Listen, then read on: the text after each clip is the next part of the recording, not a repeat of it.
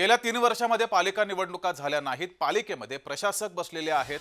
मुंबईला आर्थिकदृष्ट्या संपवायचं आहे। आदित्य ठाकरे यांनी सरकारवर हा हल्लाबोल केलाय।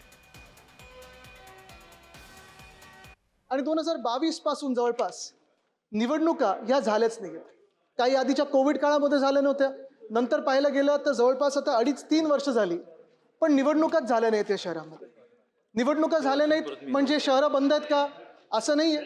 निवडणुका झाल्या नाहीत म्हणजे आता तिथे प्रशासक बसवलेले आहेत, तिथे ॲडमिनिस्ट्रेटर बसवलेले आहेत, तिथे अधिकारी बसवलेले आहेत, आणि ही मंडळी सगळी ही शहरं चालवत आहे।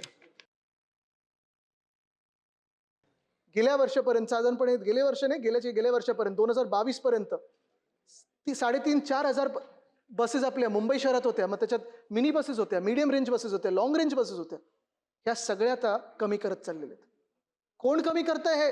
कोण निर्णय घेत आहे हा कमी करण्याचा?